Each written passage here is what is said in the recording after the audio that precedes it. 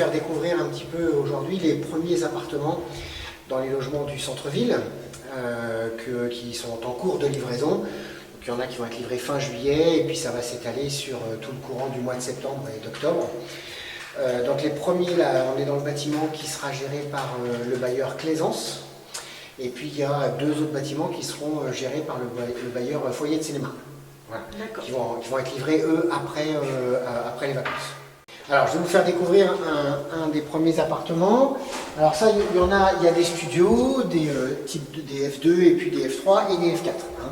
Il y a une répartition en fonction de la demande et de ce qu'on avait besoin aussi sur la commune pour loger les gens, puisque là, ce sont des logements sociaux, donc on avait une liste d'attente, nous, avec des gens, avec un certain nombre de personnes, assez nombreuses, et qui vont être les premiers à rentrer dans les logements qui ont été fabriqués pour eux. D'accord, donc là on va visiter. Je vous invite, on va commencer par la pièce de vie. C'est un F2, c'est quoi lumineuse, ça c'est un F2. Donc il y aura 2 chambres, donc avec un coin cuisine, donc c'est en cours de finition, hein, vous voyez, c'est encore un petit peu en chantier. Et puis avec des balcons assez sympas, hein, des grands balcons sur lesquels on a la place de mettre une petite table pour déjeuner. Et, voilà. Donc, vous voyez, vous le voyez en bas, tout ça c'est en cours de finition. On est vraiment sur la partie finition. Donc là, ça donne sur la rue? Alors là, ça donne sur la Grand Rue. Hein. Vous avez la mairie qui est vers la gauche, la mairie et l'église vers la gauche, et puis le reste de la commune vers la droite.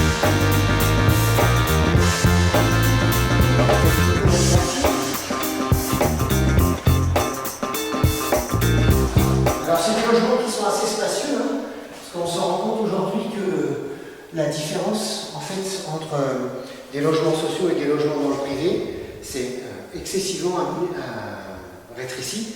Aujourd'hui, parfois même les logements sociaux sont parfois plus spacieux, mieux isolés et mieux préparés avec les normes qui ont été mises de façon à réduire les coûts de chauffage, d'électricité. Donc là, un F2, ça fait combien en surface? Ceux-là, je ne l'ai pas en tête, mais on est dans les 60-65 mètres carrés. Donc c'est assez spacieux. Hein. Alors en plus de ça, aujourd'hui, avec toutes les normes que l'on a, oui, petit placard, tout est équipé. Hein. Vous voyez, les salles de bain sont PMR. Aujourd'hui, les surfaces sont assez grandes, même les toilettes. Hein. Alors, on va nous dire c'est parfois trop, mais comme on ne sait jamais quels sont les appartements qui sont destinés aux gens qui sont porteurs de handicap ou pas, en fait, l'intégralité des logements sociaux aujourd'hui est équipée pour recevoir des gens porteurs de handicap. Ce qui permet de ne pas faire de discrimination dans l'attribution des logements. On n'a pas besoin de se poser la question quels sont ceux qui sont équipés PMR ou quels sont ceux qui ne le sont pas. Chaque dossier est étudié de la même manière et considéré de la même manière par les bailleurs. Tout est PMR. Voilà, ça c'est un sacré avantage. Alors, une grande chambre, spacieuse et lumineuse aussi.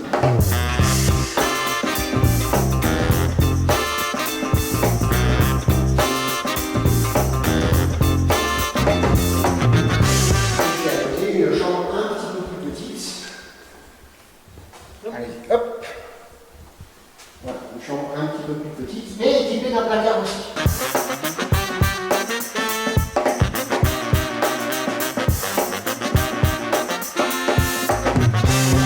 On est sur des standards de construction qui sont vraiment, vous voyez, tous les volets sont encastrés, tout est prévu à l'intérieur. Et là, tout est réservé Alors, tout n'est pas réservé puisque ça fonctionne par attribution. Vous savez que dans les logements sociaux, il y a une part préfectorale, une part communale et une part par le bailleur.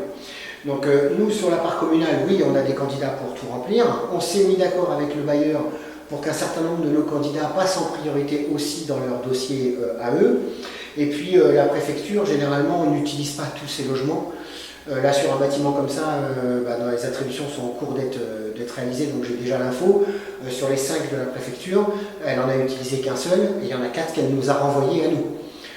Donc en fait, nous, les 4 se sont venus s'additionner aux nôtres, plus à ceux des foyers de cinéma. Donc vous voyez qu'au fur et à mesure du temps, là, avec la quantité de demandes qu'on avait, on va dire qu'à 95%, ça va être rempli avec les gens qu'on avait sur liste d'attente de chez nous. On rappelle combien il y a de logements?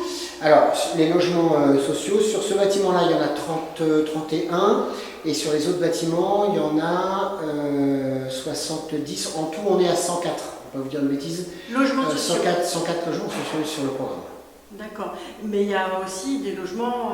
Et il y a 48 logements en acquisition, parce que sur les 5 bâtiments, il y en avait 2 en acquisition pour des privés, donc des gens qui ont acheté pour louer ou qui ont acheté pour habiter, hein, les deux sont possibles, et puis après le reste en logement social. Ça c'était pour la partie collective. Pour les 140, alors c'est pas 140, c'est 146 ou 147, enfin, voilà, à peu près sur le programme de collectif, c'est réparti de cette manière-là. Moi je suis assez content et assez ravi parce qu'en fait on entend souvent beaucoup de clichés sur les logements sociaux et sur les gens qui peuvent en bénéficier. Ce qu'on ne sait pas, c'est que 80% de la population française est éligible au logement social. Et qu'en sortie de crise, comme on est là en ce moment, avec des dizaines et des dizaines de gens qui subissent des accidents de la vie, perte de travail, séparation, parce qu'on a très bien vu que ça c'était le confinement avait multiplié la difficulté de vivre en couple, hein, c'est souvent un petit peu compliqué. Donc on s'est retrouvé dans une situation où on a vraiment des situations d'urgence qu'on n'était pas capable sur la commune avant de pouvoir gérer. On n'arrivait pas, on n'avait pas suffisamment de logements, ne serait-ce que pour les séparations par exemple, qui souvent se font dans l'urgence, qui souvent se font dans des moments un petit peu critiques, un petit peu délicats et dans lesquels c'est pas facile. Donc voilà, moi je suis tout à fait satisfait parce que c'est pas un apport de population de l'extérieur en grand nombre, il y en a quelques-uns évidemment dans les attributions, mais on avait chez nous une liste importante aux alentours de 70-80 personnes qui avaient vraiment besoin d'un logement social et pour lesquelles on va pouvoir répondre à la demande. Voilà. Donc c'est principalement pour ça que l'opération a été faite et aux premières attributions qui arrivent, je vois qu'on satisfait les gens de la commune qui étaient dans le besoin et ça ne fait que me ravir. Donc c'est une majorité de Pathusiens C'est une très grande majorité.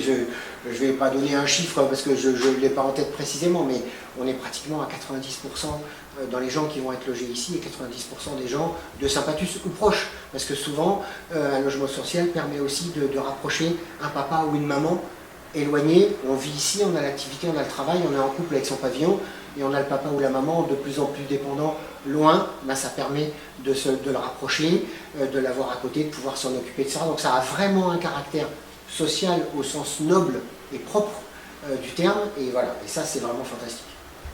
Alors après pour finir et pour compléter, on a c'est vrai parfois des difficultés quand on est en milieu rural très pavillonnaire à accepter un petit peu de collectif. Mais un petit peu de collectif à taille humaine comme cela, vous avez pu les filmer, vous voyez, des bâtiments qui font 2-3 étages, pas plus haut, donc qui sont légèrement plus hauts que des pavillons, mais pas beaucoup plus. D'ailleurs, il suffit de vous promener dans la commune, faire 200 ou 300 mètres, et vous voyez ces bâtiments disparaître. C'est donc qu'ils se fondent très bien dans la masse de la commune et dans son périmètre. Après, c'est vrai que du collectif, ça a un inconvénient en milieu rural, c'est les parkings. Souvent, ça pose beaucoup de problèmes sur les parkings parce que ça consomme du foncier. Et qu'on n'a pas l'espace pour faire des parkings. Milieu urbain aussi. En milieu urbain, c'est encore pire. Mais en milieu rural, on n'a pas cette habitude de faire des parkings en sous-sol. C'est ce qu'on a voulu ici. C'est-à-dire que vous avez un niveau de sous-sol ici, avec un peu plus de 400 places de parking, de façon à ce que tous les appartements aient 1 à 2 places, suivant la taille des appartements, en place de parking. Ce qui nous a permis de nous laisser beaucoup de place, ce qu'on appelle en foisonnement à l'extérieur, pour les gens qui viennent rendre visite. Parce que souvent, la difficulté, elle est le week-end, elle n'est pas trop encore à loger les voitures des uns et des autres. Ça, c'est déjà un problème en soi, mais des fois, on arrive à le régler. Mais c'est quand il y a un apport de véhicules supplémentaires, ça pose un vrai problème dans la circulation. Là, on a vraiment pensé à tout, de façon à ce qu'on n'ait pas de soucis. Les 2 bâtiments que vous avez ici, ce sont les bâtiments en acquisition, ceux-là. Donc ça, c'est des copropriétés avec des propriétaires, c'est pas des logements sociaux. Et qui sont occupés. Et voilà, ils sont déjà depuis quelques jours, quelques semaines. Hein, c'est vraiment très. Alors, souvent, c'est parce que les gens avaient déjà donné leur congé ailleurs. Avec le retard des travaux dus au Covid, il fallait absolument et assez rapidement pouvoir leur livrer les appartements. C'est pour ça que c'est ceux-là qui sont passés en priorité dans la finition. Il y en a 24 et 28, il y en a 48, une petite cinquantaine. On a une petite cinquantaine. Voilà. Ici, dans ces 2 bâtiments. Dans ces 2 bâtiments-là, voilà. Et donc vous voyez, ce qui est aussi intéressant, c'est que quand vous regardez les bâtiments, aussi bien les bâtiments en acquisition que les bâtiments sociaux, vous ne faites pas la différence. Il n'y a pas de différence extérieure. Voilà, c'est la même construction, c'est proche les uns des autres. Et donc on arrive très bien à ce que les gens arrivent à vivre ensemble, qu'ils soient en logement social ou qu'ils soient en logement privatif.